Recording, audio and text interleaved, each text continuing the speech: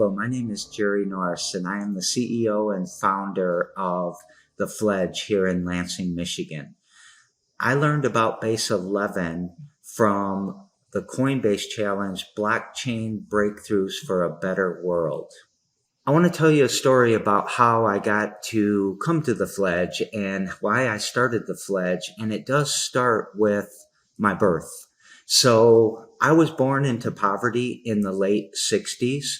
I was raised, my brother and I, by a single mother, though I did have a father who was active in our lives. In Lansing, 50% of single mothers live under the poverty line. 25% of the general population lives under the poverty line. And most people who are born into poverty have a very hard time getting out of poverty or getting to a point where they can afford the basic needs in life. I was lucky. I had a father who told me when I was very young that I was going to wrestle, and that will give me the path to be able to go to college. And when I went to college, I was to study computer science. When I fast forward 18 years, my father's vision came true. I wrestled for the University of Michigan. I studied computer science at first, but I ended up getting a degree in mathematics with an emphasis in statistics and computer science. And I went on to start a career with the Unisys Corporation, which was a very large corporation back in the day, but now is really just a small consulting company. While I was there, I was assigned the task of becoming an ISO 9000 auditor. And in 1989, I was the youngest certified ISO 9000 auditor in the world. And what that opportunity that it gave to me was that I was able to travel all over the United States, all over Europe, and basically watch how people ran their business, made their products, or delivered their service. So I learned a lot about business. I learned a lot about manufacturing, and I learned a lot about systems and the systems that people build, and I guess try to understand and try to improve all of the time. So in those first 5 years of my career, it was very fortunate, very lucky that I was able to travel so much and that I was able to learn from so many people doing so many different things. I think that's probably what gave me my taste for diversity and for complexity and things that we'll talk about in a little bit. So after my first 5 years with Unisys, I decided to move into injection molding. I thought that that was a fascinating career, and I went into the automotive, furniture, and appliance industry and started working for one of the best injection molding companies in the country. They're called Cascade Engineering. Look them up if you ever get a chance. They do just spectacular work. But after a few years there, I was kind of getting bored and I wanted to go out and start doing more audits again. I wanted to start a consulting company. And my boss at the time, or the owner of Cascade Engineering, when I tried to resign, asked me if I wanted to start an incubator. And this was in the mid 90s. Most people never heard of an incubator. I didn't really know what he meant, but he allowed me to start an incubator underneath his injection molding company and incubate my own company out of as the first company to kind of grow out of this effort. So I did that for a couple of years and I incubated and went out on my own. After a couple years of that, I slowly recognized that my consulting company had turned into a software company, and we did not have the systems in place to support a software company. So I ended up selling that to a proper software company for them to take over. And again, my luck hit, and somebody in Dubai in the United Arab Emirates asked me to come and visit and do a talk for them on probabilistic risk models of all things. So I flew to Dubai. I ended up getting a contract with Dubai municipality, and I spent the next 12 years commuting from Lansing, Michigan here over to Dubai, home for 6 weeks, over there for 2 weeks, home for 6 weeks, over there for 2 weeks. I've been to Dubai about 90 times. I've flown around the world an equivalent of about 25 times. It might be more. I haven't done the math in a while because my carbon footprint makes me hurt inside. And while I was in Dubai, I started spreading out all over the Middle East and Southeast Asia, doing more work in Europe. And then, of course, I had a lot of work in the US as well. So that really taught me a lot about other cultures. It gave me a lot of empathy for how people struggle in other parts of the world.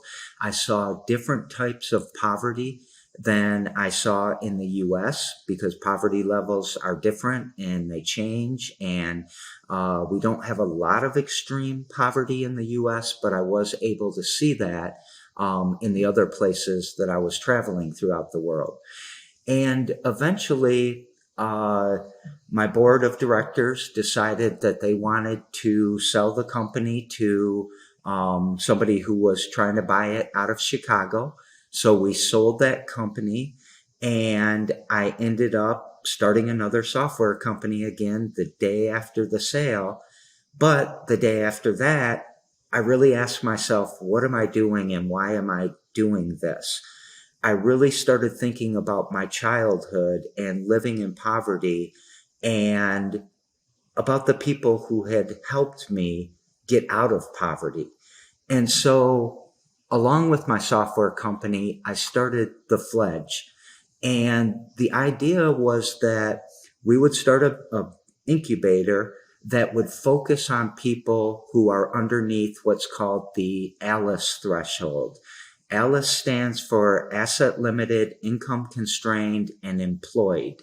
And what that basically means is the people who can't afford to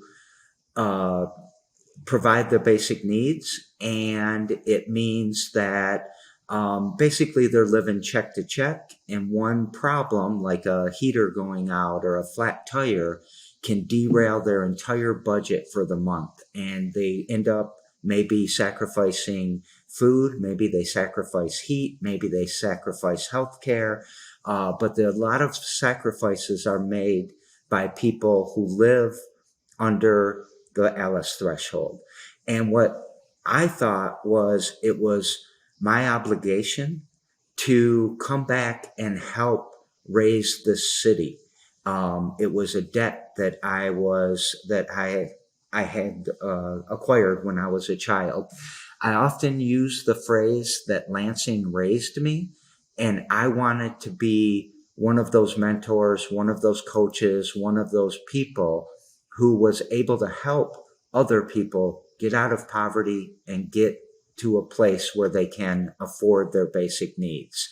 So I want to give you a couple of statistics. 57% of Lansing lives underneath the ALICE threshold or underneath the poverty line. We are almost consistently in the top 20 violent cities in America, and we have had persistent poverty since the 60s. So when I went to start the Fledge, we were known as the Poor People's Incubator. I almost wanted to use that as our tagline, but I also didn't want to step on the toes of Martin Luther King Jr., who had started the Poor People's Campaign back in the 60s. So we were informally known as the Poor People's Incubator. And we started out in a 3,000 square foot building or basement of a building. And we operated there for 3 years with the hypothesis that if we said yes to every single idea that somebody came to us with, that we would build a very diverse incubation process that would allow us to make sure that we were resilient and that we were able to pivot at the times that we needed to. So in those first 3 years, that hypothesis proved out. We validated it, and we were bulging at the seams. We had to find more space. So we ended up buying what you see behind me, a 12,000 square foot old church, and we repurposed it into what now most people call a community center. And one of the first premises that we did, even in our smaller space, was try out the idea of radical inclusion. And what radical inclusion means to us is that if somebody walks through this door and my back is to them and they say, "Can I say yes before I turn around and before I hear their idea."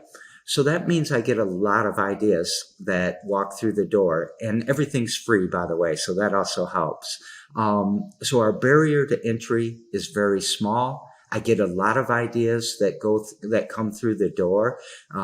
Frankly, I've worked on 6 perpetual motion machines in the last 8 years. We know that they're probably not going to work, but we don't look at the entrepreneurial journey as a succeed or fail. We look at it as a succeed or learn. So whenever we do a perpetual motion machine, we get a lot of kids involved. We get a lot of people with interest in mechanical engineering, electrical engineering, how physics works, and all the different things you can learn by failing. So though most people will call it a failure, we call them lessons, and it's part of the success process. It's part of the growing and learning process. But the other thing that radical inclusion gives us, besides all these weird ideas, is that we are able to create a complexity at the Fledge that sooner or later leads to chaos. And most businesses want the opposite of that. They want to control things. They want to meet their deadlines. They want to stay on their budgets. And so they want order. They want systems. They want things that are controlled. We want the opposite of that, because out of the chaos comes creativity. Out of chaos comes opportunity. And so when we're watching all this chaos around us, what ends up happening is that order emerges, and we harvest that order, and we take advantage of the opportunity that chaos has given us. So that results in something that looks like this. I've got a big mushroom behind me. I have art all over the walls.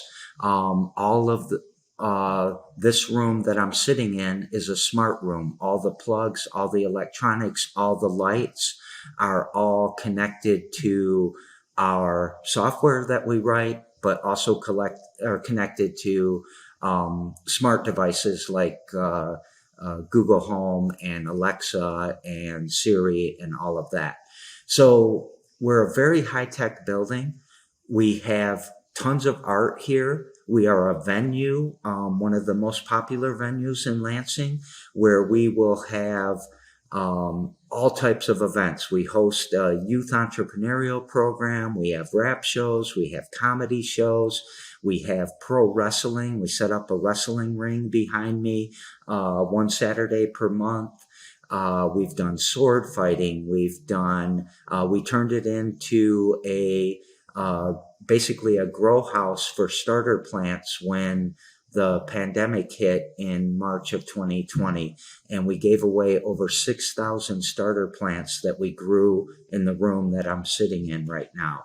We have tons of resource for people to use. We have a kitchen, we have a food pantry, we have a free store filled with clothes and household items. We have screen printing, we have 3D printing, we have 3 different music studios.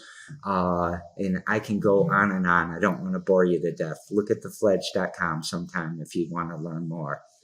But I think that one of the things that we learned in our process of becoming the Poor People's Incubator is that it's really hard for a single mother to realize her idea if she is thinking about who's going to take care of my kid, who's going to feed my kid, how are we going to pay rent next week, how am I going to get the brakes on my car fixed, whatever it is. People who don't have their basic needs covered, their bubble of opportunity shrinks around them, and they are living day to day just to get by. So we decided to lean all in and go after that Alice threshold with people. So we started something called the Fledge Foundation, which is our nonprofit arm, and we work on providing basic needs for people and helping them become more prosperous so their income's going up, but also their costs are coming down. And so we have programs for housing, for childcare, for healthcare, for education, for entrepreneurialism, for transportation, everything in the Alice threshold. And what that's done is made it even more rich in our entrepreneurial and our technology and our STEM journeys, because more and more people get to participate. It also has created a very diverse and equitable process for us. So I know a lot of people in the last few years have, started implementing diversity, equity, and inclusion processes. It was built into what we do. And it all started with that radical inclusion, but it also, you can include people, but if they're hungry when they show up, they don't really have the same voice. They don't really have the same opportunity that people that do have their basic needs. So every time we have a meeting, we feed everyone. People can bring their kids. We have activities for them. We have professional health people that are on site often to help with different healthcare needs, so on and so forth. We work with tons of entrepreneurs. We have helped about 650 companies in the last 4 years. Before that, with the smaller space, we were more limited, but now we are full and rich of entrepreneurs. And I really love entrepreneurs because they are the ones that see a problem, whether it's in their community or in the world or with technology, and they go after the solution to that problem. So a lot of people think of entrepreneurs as rich guys driving around Dubai and Bugattis or whatever, but I think of entrepreneurs as problem solvers. And if they can solve a problem in a way that is sustainable, meaning they can make money doing it, they can reinvest in it, they can grow and spread it around, even better. But I think that first and foremost is to look at how we kind of look at the entrepreneurial journey. If you remember a minute ago, I said that we had a hypothesis and we did an experiment and we validated it and we kept moving forward. To us, that's every entrepreneurial journey. You start out with an idea. You think it's going to work. That's your hypothesis. You think somebody's going to buy it. That's a hypothesis. And then you go out and do experiments. And again, it's not a pass fail. It's a succeed or learn. If the hypothesis works, the experiment validates it, you keep moving forward in the direction you were going. If the experiment doesn't work and the hypothesis is invalidated, then you pivot to what will work and you do the same process again. And every entrepreneurial journey I've ever been on, this is what I've done. It's very iterative. It's agile. It helps you move fast. The world moves very, very fast. So things are needing to change constantly. Things need to improve constantly. And all of these things around us that seem like such big challenges are really where the opportunity lays. And in this process, I guess I probably should have said at some point, I have built 2 software companies and sold them. I've built a consulting company and sold that. and I've helped three other companies exit for very good payouts as well. So, coming out of that entrepreneurial journey, some of the things that I learned, and I guess if I'm bold enough to give you advice, here's what I would say to you. First of all, never stop learning. Always sharpen your saw. The world changes quick. You have to change quick with it. Also, do the work that you're passionate about and keep your mission in mind. You can live a life that's your life. You don't have to live a life for somebody else. You don't have to follow the trends and all of these things. Live the life that you want to live and be full of love, kindness, and compassion. Do not go into your older years full of regret. I love y'all, and I don't even know you. And I cheer for you. I cheer for people like you. And I hope that you have a wonderful, prosperous life